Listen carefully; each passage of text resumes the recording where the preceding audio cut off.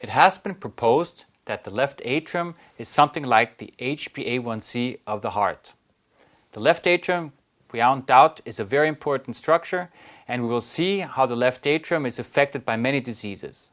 First, let's take a look at the anatomy of the left atrium.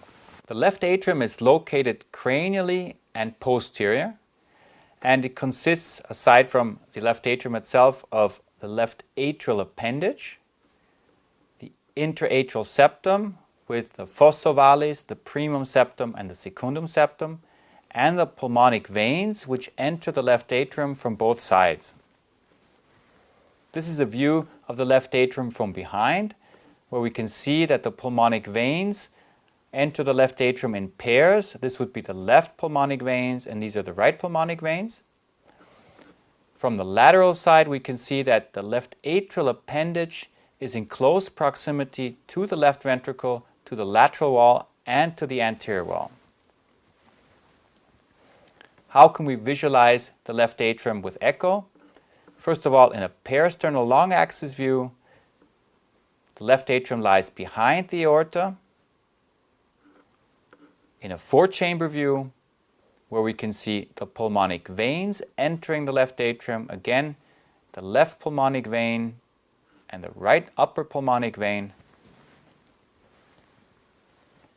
Furthermore, in a two-chamber view, we see a two-chamber view of the left atrium as well, with the left atrial appendage here in close proximity to the anterior wall of the left ventricle, and here the pulmonic vein.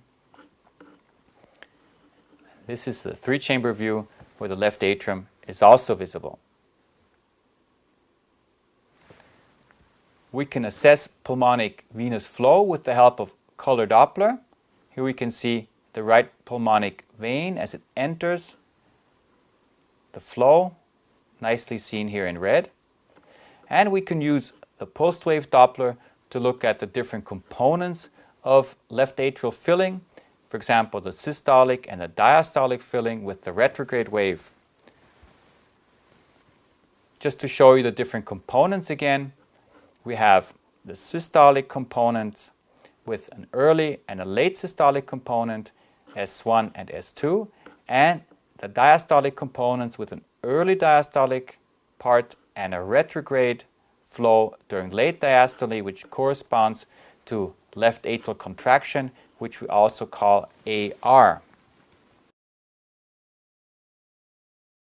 To get a good recording of the pulmonic valve is always a challenge. So I'll show you how to do the post-wave Doppler of the pulmonic valves in this pulmonic veins in this patient.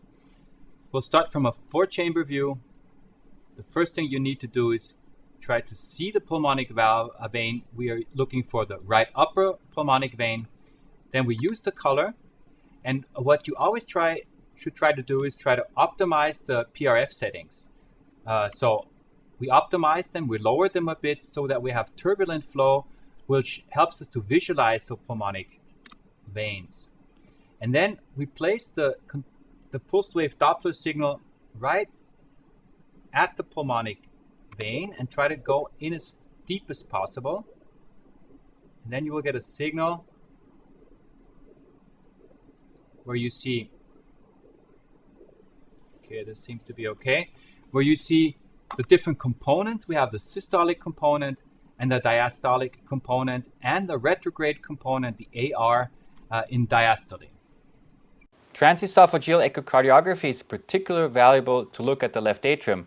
These are just two examples to show you how good the image quality can be with transesophageal echo, and to show you that we can really even see the flow within the left atrium in this patient with severe mitral stenosis, where we have slow flow phenomena in the left atrium and in particular in the left atrial appendage. There are a number of ways of quantifying the size of the left atrium. We can perform M-mode measurements, length measurements, area, volume measurements, and we can even quantify with the help of 3D echocardiography. But first I want to show you just some examples of when the left atrium is enlarged. Basically, it's enlarged if the left atrial filling pressure is elevated, as for example in hypertension. This is such an example. Patient has left ventricular hypertrophy and an enlarged left atrium. Just compare the size with that of the right atrium and you can clearly appreciate that the left atrium is enlarged. Hypertension is probably the most common cause of left atrial enlargement simply because it's such a common disease. Atrial fibrillation.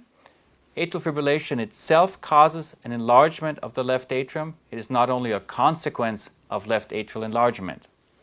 We can find it in mitral valve disease, such as mitral stenosis or mitral regurgitation, and it is also present, but however to a lesser degree, in aortic valve disease. A few more examples: coronary artery disease, dilated cardiomyopathy, hypertrophic cardiomyopathy. As you can see here in this patient, we have massive left ventricular thickening, hypertrophy, and a filling problem which causes dilatation of the left atrium. And we see it in all other forms of restrictive cardiomyopathy. Why is size important? Simply because it's a very important outcome and risk factor. This has been shown both in atrial fibrillation, in stroke, in congestive heart failure, and it is an independent risk factor for cardiovascular death. The size of the left atrium reflects left atrial remodeling, and it reflects the integral of diastolic burden. Therefore, as I already mentioned, it has been termed the HbA1c of cardiac function. What other factors influence the size of the left atrium? Body surface area, gender, fluid status, left atrial remodeling, and obviously also left atrial pressure. A standard method of measuring the size of the left atrium is M-mode. So I will now show you how to measure the left atrium with the help of M-mode. In principle, you can perform the M-mode both in the peristernal long axis and in a short axis. I will show you how to do it in the short axis. To get a good measurement, you need to cut the short axis in such a way that you can really see the opening and the closure of the aortic valve. When you have that view, you put the M-mode right in the middle of the aorta, and be sure that you also cut the left atrium optimally in the middle. And once you have that, you can freeze the image, and you can try to, or you should obtain an image where you can actually see the opening and the closing of the aortic valve. This is the typical box of the aorta during systole. And from this view, you would then measure the size of the aorta. You would do that end diastole, in other words, shortly before the aortic valve opens. And then you would do the same thing for the left atrium, but you would do that in systole, leading edge. So from here to here. And so these are the measurements you would then obtain for the left atrium and also for the aorta. However, there are a number of problems involved when you use M-mode to measure the left atrium.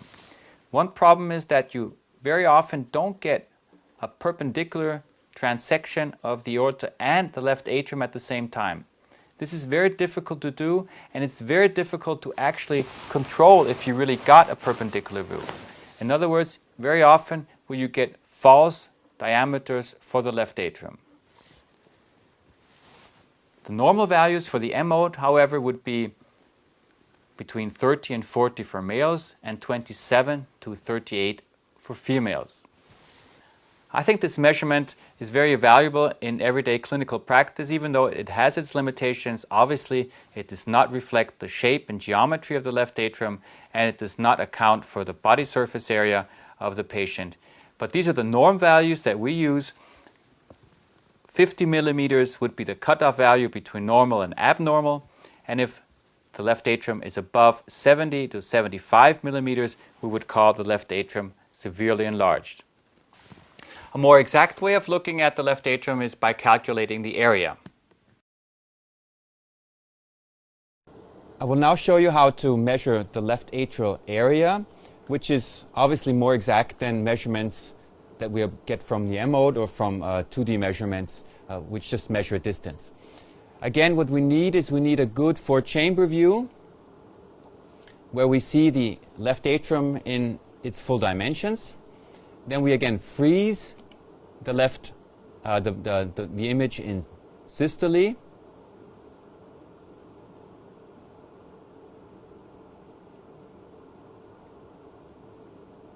Okay.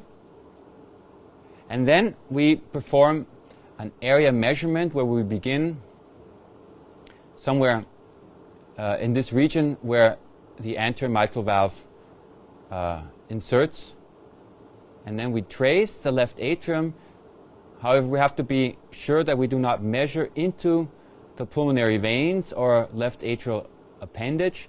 And then we would close the area measurements at the level of the mitral valve.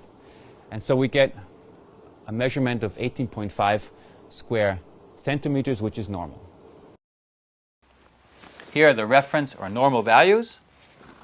Below 20 would be normal. Above 40 would be severely enlarged. Again, take a look at the fact sheets where you can find the reference values to download. With the calculated area and the length, we can actually calculate the volume with the help of the so-called area length method. But it's also possible to directly calculate the left atrial volume with the help of the so-called biplane method. Let's take a look at this. More exact than the 2D measurements and the M-mode measurements and the area measurements is obviously volume, the volume measurement of the left atrium. So how do we do this? Again, we first need a good 4-chamber view. Again, we freeze the image in systole when the left atrium is at its largest size. And then we go into the Simpson or biplane measurement program. And we do the same thing as we did previously for the area. We contour the left atrium, trying not to go into the left or right pulmonary veins, and we then get the length of the left atrium.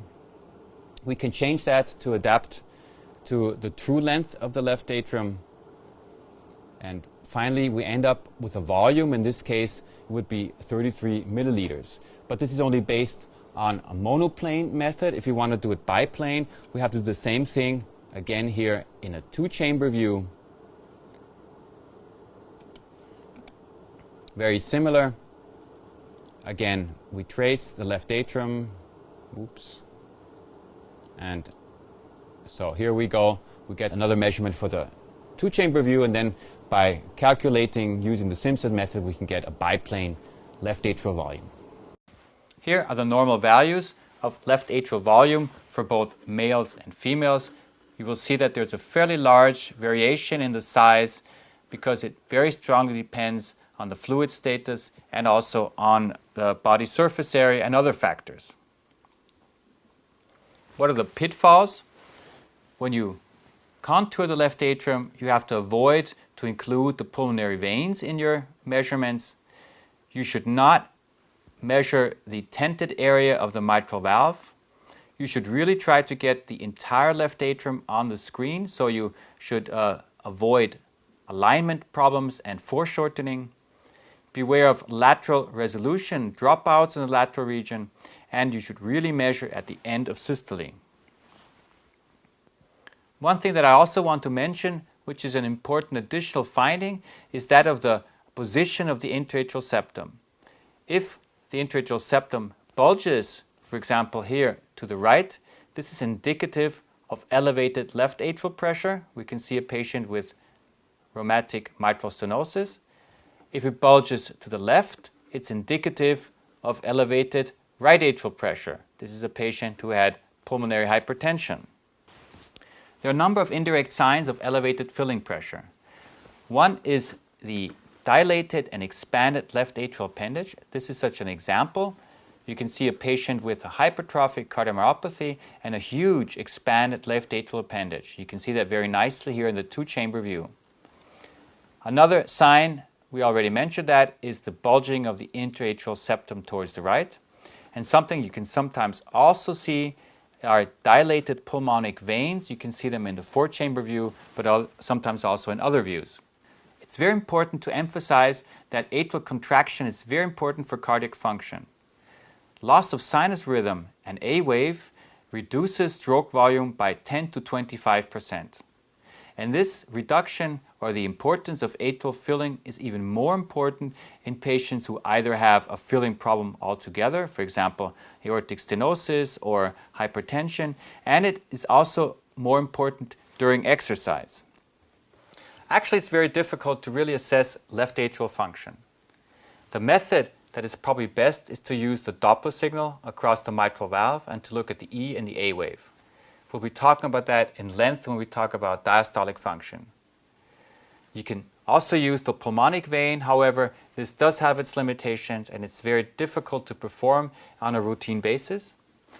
Some have proposed to look at the fractional area change between systole and diastole, but this too has its limitations and is certainly not a routine method to look at atrial function.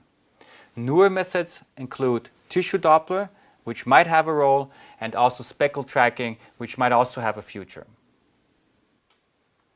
Here's an example of a patient who underwent a MACE procedure, in other words, a technique where atrial fibrillation was treated. And what you can nicely see here that before the procedure, the patient had atrial fibrillation, or at least he did not have sinus rhythm. There is no A wave. And then after the procedure, very nicely, an A wave is noted, and there also seems to be adequate atrial filling, and the patient improved significantly. There are several reasons for an impairment of left atrial function.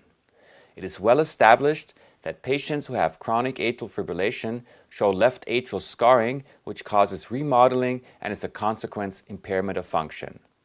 Other reasons include post-cardioversion or ablation, where we see atrial stunning, aging, chronic left atrial afterload, such as in mitral stenosis, and even medical therapies such as chemotherapy have been suspected to cause impairment of left atrial function.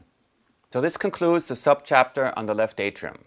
But be sure we'll come back to the left atrium in other chapters, and there we will see which role the left atrium plays in the various disease entities.